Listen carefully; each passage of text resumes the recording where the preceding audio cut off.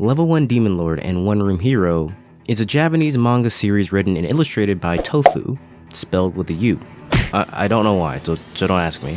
The series was serialized on Hibonsha's Comic Fud's website back in March 2019, where it's currently the number 3 manga on the site. This is mainly because it's currently airing and it's pretty popular in Japan. The chapters were collected into 8 tankobon volumes as of July of 2023. The anime series was animated by Silverlink and Blade, with it premiering in July 2023. The plot goes something like this. The hero Max is a typical shonen main lead, with his spiky hair and unmatched determination, and with the help of his friends, they manage to slay the Demon Lord, restoring peace to the world and allowing for wars to end, with them all excited about the future. But what they don't realize is that this puts them out of a job, seeing that there's no need for fighters anymore, making way for more technological advances. With it now being 10 years later, modern society has now caught up with itself, and now the Demon Lord has been resurrected, but it's still regenerating the mana that it's lost. The Demon Lord now looks like some type of androgynous young boy. The Demon Lord tracks down Max, only to find out that he's been rejected by this new society. Max has become an unemployed slacker who lives in a one-room apartment, who will try to weasel out of any type of work. Same. The Demon Lord is shocked, but becomes even more disappointed when seeing articles written about him, with him having been caught in an affair, getting in a fight with civilians, and cheating on more than 10 women, finding it and him rather pathetic, with him not even able to keep up with his party members. The Demon Lord decides to help him out by moving in with him, offering to do the cooking, cleaning, and try to get him back into shape, even going as far to rip off his boxers and try to wash them right then and there. Under the guise of the Demon Lord doing research on humans, so he can win the next rematch, he becomes his roommate. At first, the demon acts more like a babysitter, but as the show progresses, it seems more like his wife, with the demon even saying so, with this idea being more explored in the episode The Hero's Next Challenge, where Lord, which is going to be the nickname I call Demon Lord, tries to set up Max with other women, but Max turns them all down, because none of them look like humans, and he can't be attracted to them. And the one girl he does mention, being the secretary, has a bad personality. When Max gives his very detailed ideal woman, wanting a smart, good cook, chill, sexy figure woman with black hair, Lord reveals her secret identity, being the woman Max is already attracted to earlier in the series. In Lord's proud ramble about being his ideal woman, the two once rivals simply look at each other, not knowing how to proceed from here. Lord is played by Naomi Ozara, who normally plays younger girls as characters and supporting characters in animes, but as of recent, finds herself in more main character roles, playing as Uzaki-chan, the Great Jahi, and Kiriya. Lord as the Demon Lord is not evil in any way, coming across as a bit of a childish but extremely lenient boss that simply wants her subjects to be happy, with him now doting on Max, trying to help in any way he can, even going as far as to be an e-girl for his gaming channel, but the two soon get banned off the site, as she's showing off more than she should be in very suggestive ways for the male audience.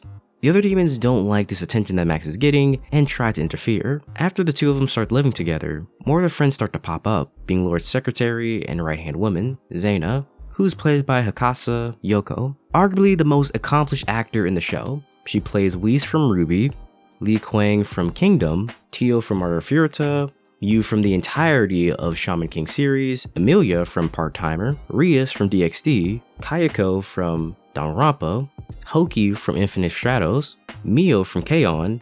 Really, her list of successful roles as the main character or main female character is a couple pages long, and those are the ones that most fans can recognize her from. As far as her character, she acts like the overly devoted servant who's extremely clumsy, stoic, and is a terrible drinker, which explains her introduction to Max pretty well. On arriving to the apartment, she first has a fight with Max, loses, and then eats all their food. She later takes a shower, but instead of changing her clothes, she proceeds to just drink herself into a stupor. She then runs around naked in public with Max, who's just simply trying to get her to stop, but this backfires and puts a further damper on his reputation, with this being on the local news. It's kinda crazy how this funny misunderstanding sparks most of what happens next into the show, with this introducing Fred into the show, with him first seeing his naked hijinks with his woman on the news. He teases him about it, tells him to keep this sort of stuff to the bedroom, and Max just tries to play it off. But Fred knows the truth, revealing that he knows she's a demon. Wondering why he's playing around with demons, Fred is a serious stick in the mud, with him being the serious law and order type of character, who always has some type of responsibilities, with him first coming back to beg Max to join the army. with her former party member Leo defecting and making his own country on their land, with this being called Gamma Republic, taking in criminals and less than savory individuals, making a country illegally. So to stop the war from happening, Fred asks Max if he can come out of retirement and fight alongside him to stop Leo, with him wanting to reduce casualties and hopefully scare off Leo if he sees Max. Fred tries to bribe him with having a better living condition, higher salary, with him also knowing that his savings from the war are rather low. Max actually doesn't care, but inside, he just doesn't want to fight. He thinks the world is actually a better place now, given the current system of peace, not wanting to rock the boat, but more importantly, not wanting to fight any of his friends.